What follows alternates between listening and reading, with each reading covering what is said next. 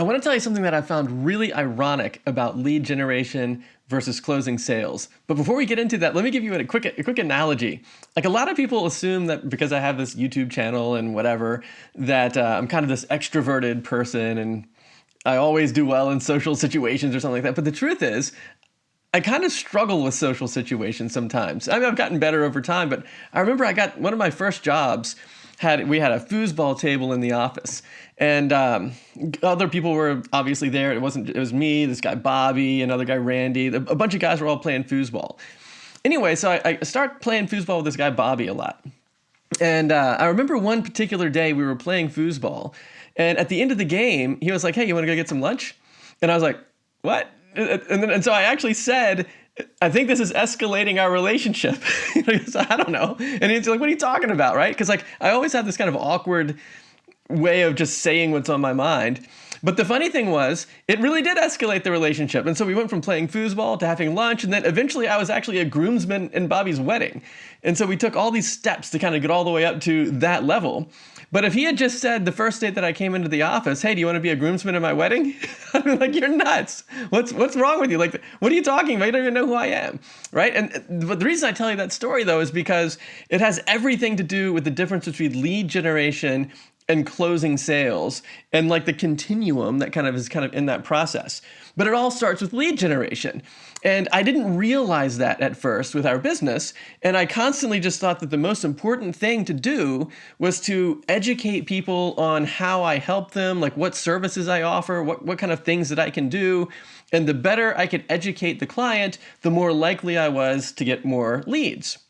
And it turned out, as ironic as it might sound, that is entirely false. It doesn't work that way at all when it comes to web design and digital marketing and getting leads for those types of services, especially if they're high ticket services. So here's the thing that I wanted to share with you today. There's a couple of points, a couple of takeaways that I guarantee when you kind of get this in your head, if your business was anything like ours, it will revolutionize the way that you do lead generation, and it'll just skyrocket your business almost overnight because it fundamentally changes your messaging. And I'll give you a link to some examples in a second. But here's the thing. It's like you can get leads if you can just do three things. And so what I'm doing here is I'm differentiating between getting leads and closing sales. Don't worry about closing the sale. The sales and landing the clients, and we'll talk about all that later. Right now, we're just focusing exclusively on how do you get leads. Whether it's at a BNI group or a Chamber of Commerce meeting, or you're just talking to somebody, or what to say on your website, or if you're going to email somebody, it doesn't really matter what the context is. It follows this kind of three-step formula. And the three steps are, step one is, you got to make sure that the person understands who you want to work with. Like, who is this for? The second thing is, what's the outcome that you can help them generate in terms of the business result that they're looking for? And then the third thing is you gotta at least hint at why it works, right? So like the goal of lead generation is to move people from feeling stuck in their problem to getting a sense of hope on the horizon. That's all it is. It's that one small first step. It's like when Bobby said, "Hey, do you want to go get lunch?" And then I was like, okay, so boom, it was that first step in escalating the relationship. And if you say too much, it will kill the lead generation process. And this was the hardest thing for me to overcome. And like a lot of the people that I'm coaching in Blue Theory and a Double Stack, this is like one of the number one things that we have to address first. And it's really, really hard because when you learn how to do something that's kind of technical, it's really enticing to teach people how it works because I feel really excited about what I've learned and we're getting great results from it. And wouldn't it be great if I could tell you how it works so you can understand all the details too? And here's a side note, by the way. Once you kind of tap into this lead generation concept that we're going through right now, you can apply this exact same thing to your clients too. Like a lot of our clients are in health and wellness and, medical stuff. And like they have technical knowledge, just like you and I do. Like our technical knowledge is on web design, marketing, digital media, and stuff like that. Their technical knowledge is basically in health and wellness and all the stuff that goes on with making people feel better. But here's the similarity between the two. In the same way that you and I are tempted to just educate people on all of the technical details of how SEO works and core web vitals and page load speeds and how, how you're supposed to SEO your site better, like all of the technical details. It's really tempting to try to teach people, hey, you're not doing these things. Let me show you what the problems are, and kind of go deep into the weeds. The same thing is true for them too. Like they are like the doctors and the medical people that I've worked with over the past 20 years are notoriously terrible at marketing because of this exact reason, because they go so deep into the weeds that they don't have the ability to communicate with the client. So here's the thing. Once you kind of get this concept, this kind of ironic lead generation concept that we're going to get into here in just a second, once you kind of bake that into your business, you can turn around and bake it into other people, like your clients' businesses too, and revolutionize their lead flow as well. But the bottom line here is saying too much will kill the lead generation process, right? Because like the temptation is, let me teach you how all this stuff works. Because like maybe have you ever done like a site audit and then said, hey, look, I found all of these problems on your website. Let me fix these problems for you. Or let me even teach you why they're problems in the first place.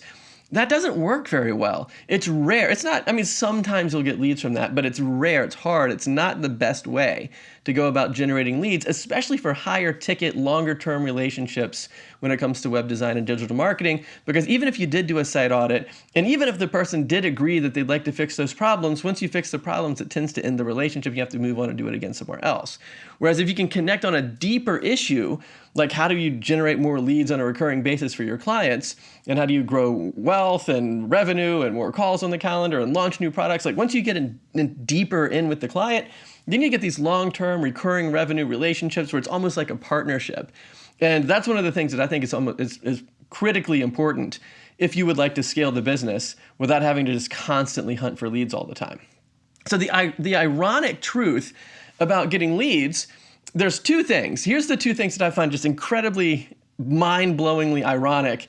And when I realized them, it changed everything. The first one was the client cares so much more about the problem than they do about the solution. And so if you know that, then you can talk more about the problem and kind of push the solution stuff off till later, right? So it's not that they don't care at all about the solution, but when you start that first lead generation part of the relationship, the beginning part of the relationship, the only thing that's really on their mind is the problem that they have, not the solution. The second thing that's really crazy too is you have to know what the solution is first in order to be able to listen to the client's problem. Now here's how that works. At least this is how it works for us. And it makes a lot of sense kind of when I think about it in other areas too. Like think about anything that you do sequentially. Like say for example, okay, so my daughter was baking some cookies and the cookies didn't turn out the way we wanted. They're dry and crumbly. And so I said, well, tell me what you did to bake the cookies and maybe we can see where it went off the rails. And so she starts telling me all the different steps, and it turns out she mismeasured one of the ingredients or whatever, and the cookies ended up being kind of dry and crumbly. But if I didn't know the solution, like if I didn't know how to make cookies properly, then when she went off the rails, I wouldn't have recognized it. Like I couldn't find the missing piece if I didn't already know the full picture. And so the irony is, for me, I had to learn a lot of stuff. Like I had to learn, like, how do I take a client from not generating the leads that they need all the way up to whatever their financial goal is with their business. Like what are the individual steps we need to go from, like how to generate the traffic, how to get the leads, how to nurture the leads, how to actually book the clients, like what's the whole customer journey look like? So then when they tell me what's not working, like the different things they've tried and why it's failed, I can look in there and say, well, here's the missing piece. You didn't add enough butter or whatever, or you forgot to put the eggs in or something like that. And that way you can say, okay, well, I know what the missing piece is. But the ironic part is you can't talk about the solution yet. Like you have to know what it is in order to be able to listen. But if you tell people, like we were just talking about, like if you say too much, if you begin to teach people what the problem is and how to fix it and all the other stuff, it's too deep in the weeds and they don't care yet. And so they don't care yet, right? There's a sequence to this whole thing. And if you want to know more about the sequence, you just kind of want to jump in and kind of work with me on this, go ahead and check this. I'm going to put a link in the description to Blue Theory, which is a brand new like coaching community for you and me to work together. And I guarantee if you show up, it'll grow your business. Check the link. You'll see the guarantee on the page. But here's the thing that I wanted to really underscore with this session right here is that lead generation and closing sales is a two-step process. I mean, at a very high level, it's at least two steps. And so in order to unwind your lead generation problems, at least for me. It's like in order to unwind why I wasn't getting leads, as soon as I realized that there was a difference between lead generation and closing sales, so I could focus on the lead generation part, it fundamentally changed everything for me. And so here's kind of what the bottom line is for me. It's like I want calls on the calendar.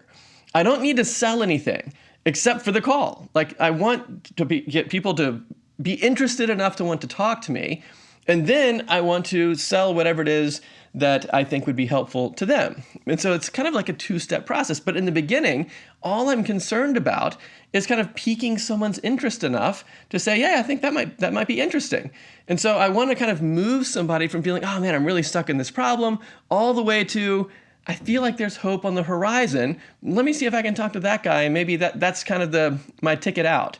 That's the whole process of lead generation. And if you go beyond that, it wrecks everything. People's eyes glaze over and they're swallowing yawns. And it doesn't work if you try to teach people how your stuff works. The goal of these initial meetings and the goal of lead generation is not to get the client to fully understand everything you do. And the irony is it's quite the opposite. The goal of the meeting is for you to understand them and what the problem is. And if you can figure out exactly what the problem is, you can figure out what the missing piece is, and you can describe to someone, maybe even better than they can describe themselves, what their problem is, they will automatically assume that you also know the answer because you diagnosed the problem so well. And if you can do that, that's how you get the leads. And so it comes down to these three basic steps. Step one is, and if you do these three steps, I guarantee you will get all of the leads that match these three steps. Step one is the person needs to think, this is for people exactly like me. So it can't be so broad. It can't be like, hey, we help businesses grow. Because if I see a headline that says we help businesses grow, I think to myself, well, there's no way you could possibly do that. Like, what about my business? Can you help like carpet cleaning businesses? Are you talking about lawyers? Are you talking about real estate agents? It's like, there's no way that you know how to help all the businesses grow. At least that's what I would be thinking if I read the website. So you need to kind of narrow the target audience. And so when somebody lands on your site or when you're talking to someone, it could be a face-to-face interaction, the first thing that needs to be cleared up is the person that you're talking to needs to believe, hey, this is exactly for people like me or exactly for businesses like mine. That's the first thing. The second thing is that this is exactly the result that I want. So the other problem with like these headlines of like, we help businesses grow, or it's time to scale your business, it doesn't really tell me how it's going to work. It's like, do you mean more leads?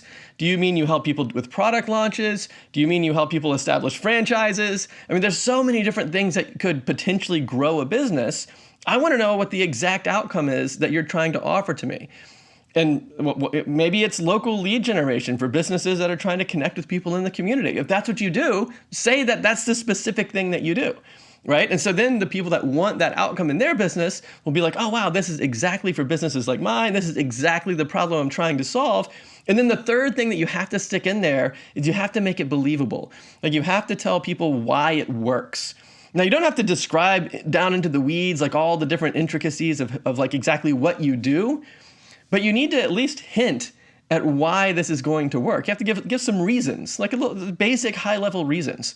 So if you want to see some examples of headlines and how this whole three-step formula works and exactly what to say on your website to kind of bring this three-step formula to life, check out this next video and we'll go through a bunch of different examples. Or if you just want to work together on it, check the link in the description and join Blue Theory and we can work on it together in there.